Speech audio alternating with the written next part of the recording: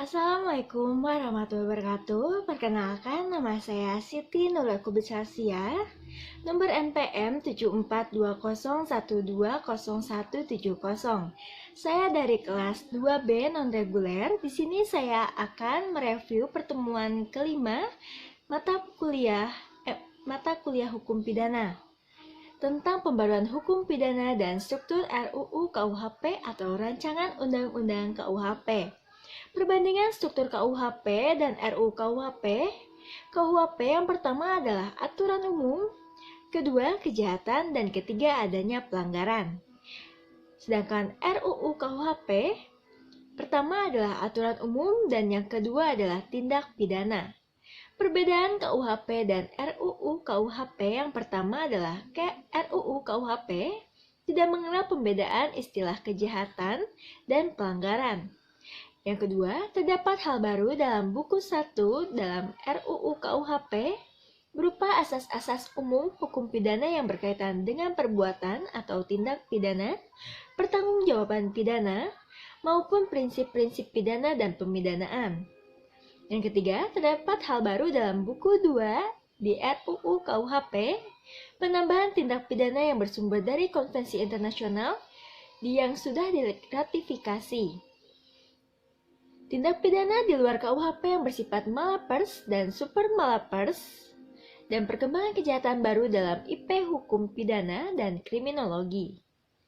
Tim pemerintah pembahasan RUU KUHP menerima masukan dari berbagai unsur masyarakat, serta kementerian atau lembaga terkait beberapa substansi di RUU KUHP, antara lain yang pertama adalah Kementerian Kesehatan tentang alat pencegah kehamilan atau kontrasepsi dalam pasal 415 dan 416.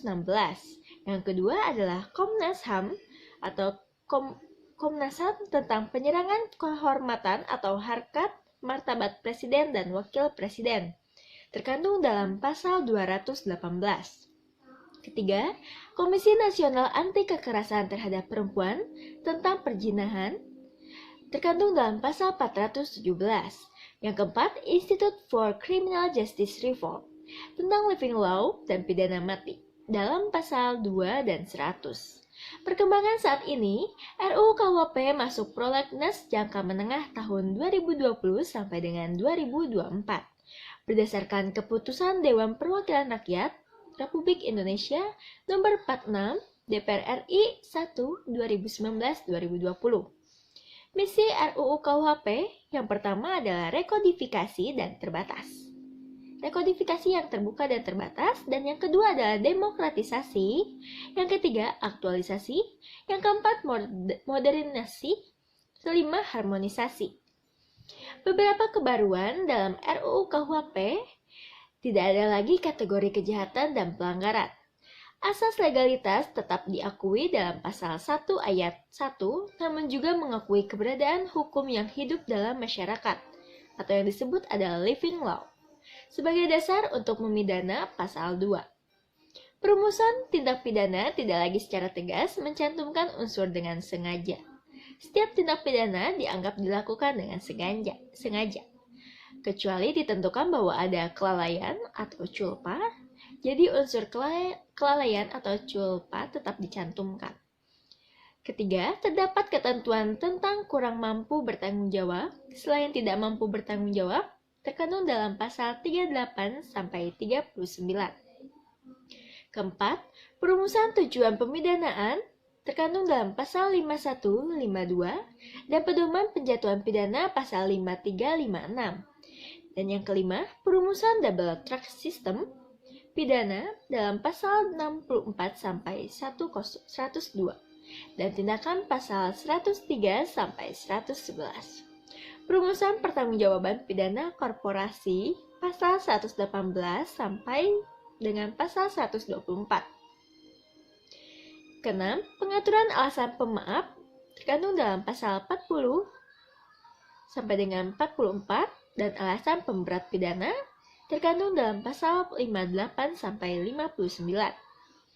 Ketujuh, perumusan dan pengaturan pemufakatan jahat terkandung dalam pasal 13 sampai 14 dan persiapan terkandung dalam pasal 15 sampai 16. Asas legalitas dan the living law adalah pembatasan berlaku di tempat hukum itu hidup.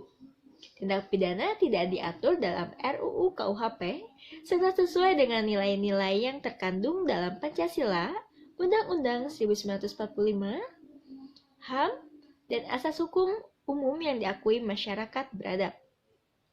Sanksi yang diancam maksimal setara dengan denda kategori 2, yaitu 10 juta rupiah.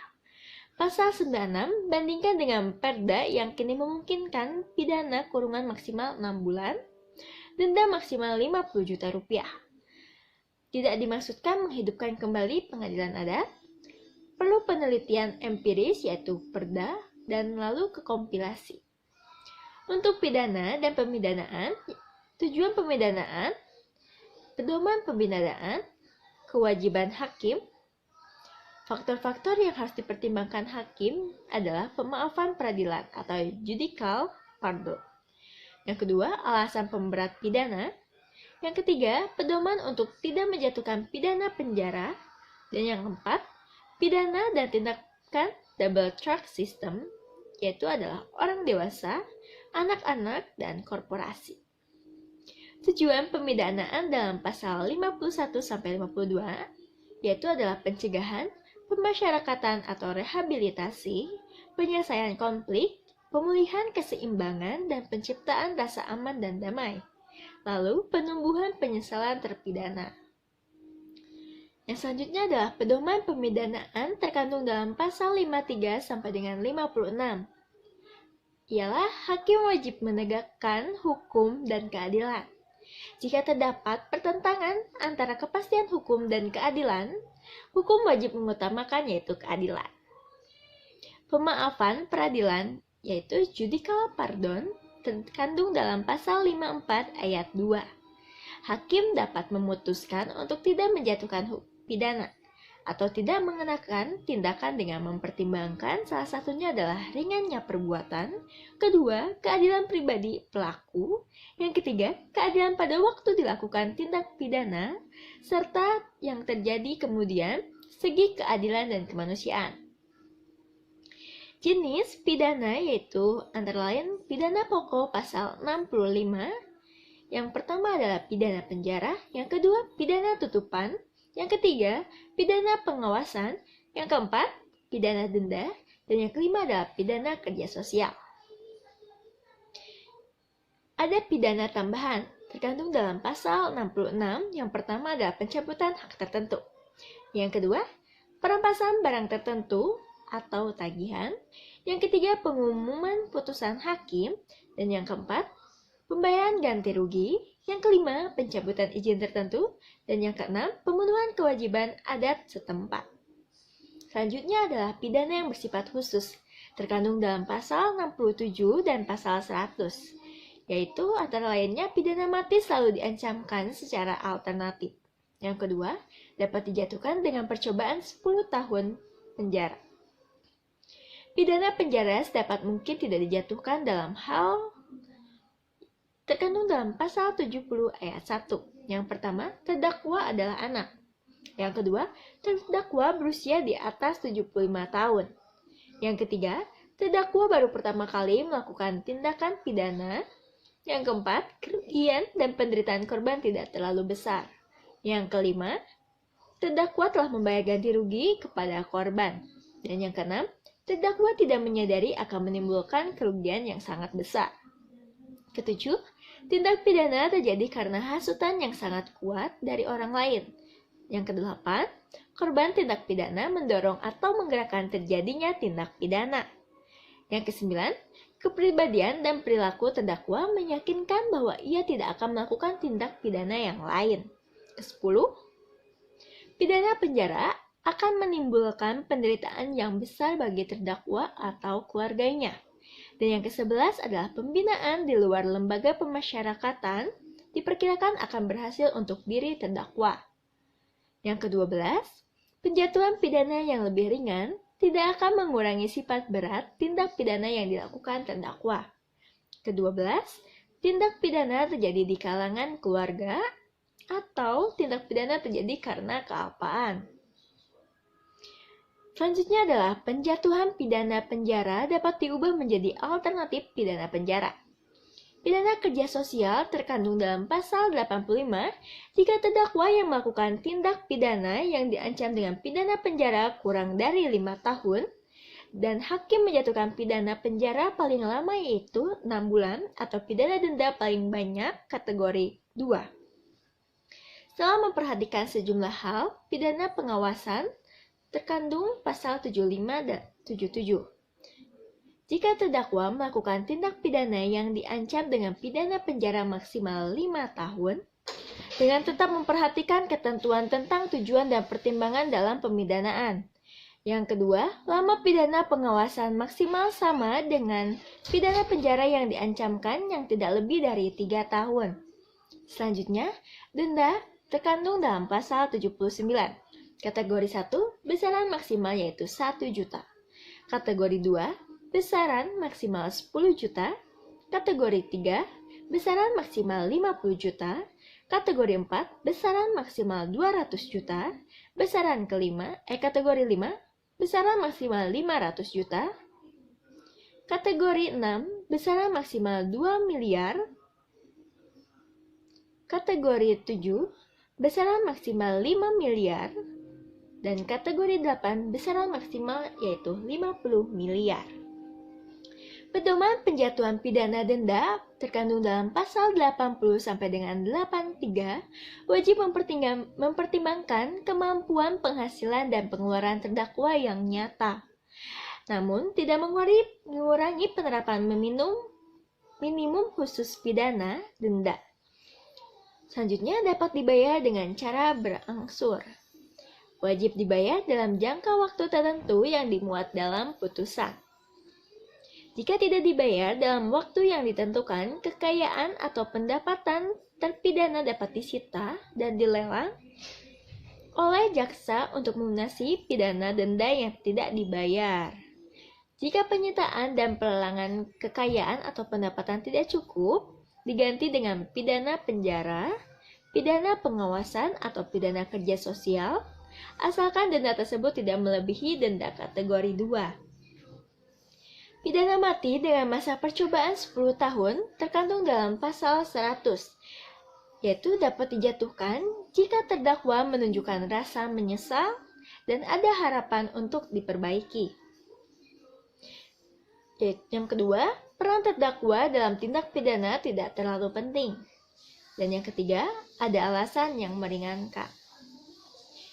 Harus dicantumkan dalam putusan pengadilan jika terpidana selama masa percobaan menunjukkan sikap dan perbuatan yang terpuji, pidana mati dapat diubah menjadi pidana penjara seumur hidup dengan kepres setelah mendapatkan pertimbangan dari Mahkamah Agung. Jika terpidana selama masa percobaan tidak menunjukkan sikap dan perbuatan yang terpuji serta tidak ada harapan untuk diperbaiki, pidana mati dapat dilaksanakan atas perintah Jaksa Agung. Yang selanjutnya adalah pidana tambahan pencabutan hak tertentu dalam pasal 86. Yang pertama adalah hak memegang jabatan publik pada umumnya atau jabatan tertentu. Yang kedua, hak menjadi anggota TNI atau Polri. Yang ketiga, hak memilih dan dipilih dalam pemilihan umum. Yang keempat, hak menjadi wali pengawas, pengampu, atau pengampu pengawas atas orang yang bukan anaknya sendiri. Yang kelima, hak menjalankan kekuasaan bapak, menjalankan perwalian atau mengampu atas anaknya sendiri. Yang keenam, hak menjalankan profesi tertentu dan atau hak memperoleh pembebasan bersyarat. Selanjutnya adalah tindakan. Terkandung dalam pasal 103. Tindakan yang dapat dikenakan bersama-sama dengan pidana pokok yang pertama adalah konseling. Kedua, rehabilitasi. Yang ketiga, pelatihan kerja. Yang keempat, perawatan di lembaga. Yang kelima, perbaikan akibat tindak pidana. Yang selanjutnya adalah tindakan yang dapat dikenakan kepada orang yang mengalami disabilitas mental dan intelektual. Yang pertama adalah rehabilitasi. Kedua, penyerahan kepada seseorang. Yang ketiga, perawatan di lembaga. 4, penyerahan kepada pemerintah. Dan yang kelima, perawatan di rumah sakit jiwa. Pidana dan tindak bagi korporasi pidana pasal 118 sampai dengan 122. Yang pertama adalah pidana pokok atau denda. Yang kedua, pidana tambahan. Selanjutnya adalah tindakan pasal 123 sampai dengan 124. Yang pertama, pengambil alihan korporasi. Kedua, pembiayaan pelatihan kerja. Ketiga, penempatan di bawah pengawasan. Dan yang keempat, penempatan korporasi di bawah pengampuan. Pidana tambahan bagi korporasi terkandung dalam pasal 120, yaitu pertama adalah pembayaran ganti rugi. Kedua, perbaikan akibat tindak pidana. Ketiga, pelaksanaan kewajiban yang telah dilalaikan. Yang keempat, pemenuhan kewajiban adat. Yang kelima, pembiayaan pelatihan kerja. Yang keenam, perampasan barang atau keuntungan yang diperoleh dari tindak pidana. Ketujuh, pengumuman putusan pengadilan. 8, pencabutan izin tertentu. 9, pelarangan permanen melakukan perbuatan tertentu. 10, penutupan seluruh atau sebagai tempat usaha dan atau kegiatan korporasi. 11, pembukuan seluruh atau sebagian kegiatan usaha korporasi. 12, pembubaran korporasi. Sekian review pertemuan kelima dari saya. Mohon maaf apabila banyak kesalahan. Wassalamualaikum warahmatullahi wabarakatuh. Terima kasih.